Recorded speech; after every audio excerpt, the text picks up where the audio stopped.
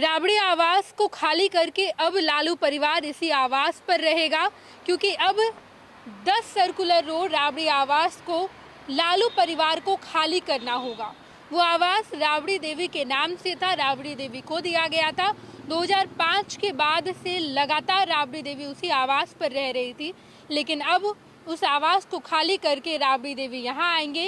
Harding road 39 इसी आवास को राबड़ी देवी को दिया गया है। ये देखिए कि भगवा रंग का यहाँ पर आपको ये गेट दिखाई दे रहा है और इसी आवास पर अब पूरा लालू परिवार रहेगा। इससे पहले 10 सर्कुलर रोड राबड़ी आवास पर लालू परिवार रह रहा था, वहीं पर तेजस्वी यादव भी रहते थे, उनका पूरा परिवार रहता था।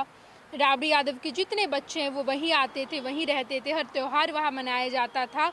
लेकिन अब जब पूर्व मुख्यमंत्री होने के नाते वो आवास मिला था, लेकिन अब उस आवास को खाली करके विधान परिषद के नेता विपक्ष के तौर पर यह आवास उन्हें मिल रहा है। इस आवास के अंदर बिल्कुल अच्छी सुविधा दी गई है, वही बेसिक सुविधाएं मिलेगी जो किसी नेता को मिलती है आमतौर पर। अगर वो विधायक है, एमएलसी है, एमएलसी होने के नाते जो उन्हें सुविधा मिलेगी वही सुविधाएं राबड़ी देवी को भी मिलने वाली है। इस आवास को जब आप देखिएगा तो राबड़ी आवास से थोड़ा छोटा दिख रहा है ये आवास। जो बेसिक सुविधाएं हैं वो दी जाएंगी राबड़ी देवी को।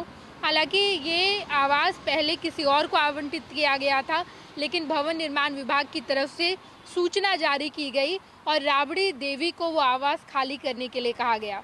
हालांकि राजद का ऐसा मानना है कि ये फरमान बदले की भावना के तहत ही लिया गया है, बदला लेना चाहती है हमसे मौजूदा सरकार, इस वजह से राबड़ी देवी के उस आवास को खाली करने के लिए कहा गया है।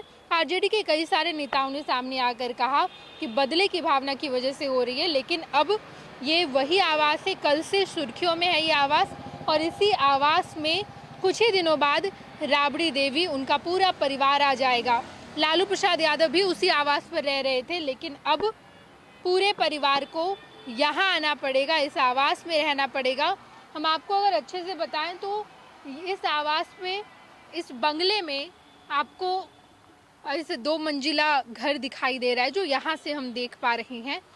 हालांकि अभी ये बंगला खुला नहीं है, जब खुलेगा तब पता चलेगा कि बाकी कौन कौन सी सुविधाएं हैं यहाँ पर, किस तरीके के बंगले दिए जा रहे हैं राबड़ी परिवार को, लालू परिवार को। राबड़ी देवी यहाँ पर रहेंगी, बेसिक सुविधाएं रहती है वही मिलेंगी।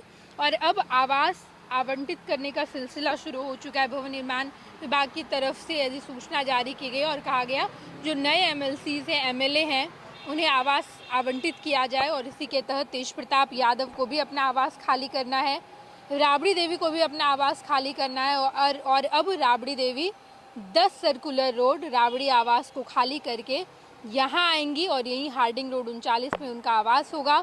नया राबड़ी आवास इन दिनों बिहार में राबड़ी आवास खूब सुर्खियां बटोर रहा है। वो राबड़ी आवास जो ना जाने कितनी सारी राजनीतिक गतिविधियों का साक्षी बना है।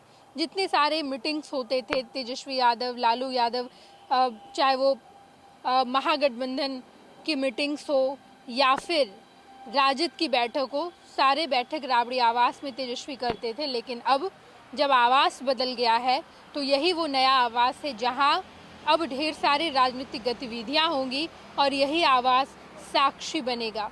अपने सहयोगी धर्मेंद्र के साथ मैं Neha Chaudhary, first Bihar Jharkhand, Patna. Panorama Group, जो सोचता है वो करता है। ये लो मुंह मीठा करो, आज मैंने अपना जॉब छोड़ दिया, अब हम पूर्णिया वापस जाएंगे। जॉब छोड़ दिया है? मतलब ये घर कैसे चलेगा, हम करेंगे क्या और माँ बाबूजी क्या बोलेंगे? इसलिए मैं एक और मिठाई का डब्बा लाया, अपने बिजनेस के लिए लोन अप्रूव हो गया। अरे लोन अप्रूव हो गया वो तो ठीक है, लेकिन पूर्णिया में हम रहेंगे कहाँ? अपना घर भी तो नहीं है वहाँ। इसलिए तो एक और मिठाई का डब्बा अलग से लाया हूँ। हमने पूर्णिया में घर ले लिया है, पूर्णिया के ई होम्स पैनोरमा में। पूर्णिया में पैनोरमा ग्रुप लेकर आए हैं ई होम्स पैनोरमा। बड़ा घर, आलीशान जिंदगी और अत्याधुनिक सुविधाओं के संग। अरे अरे, अब क्यों मुंह मीठा करवा रही हो? क्योंकि हम घर वापसी जो कर रहे हैं।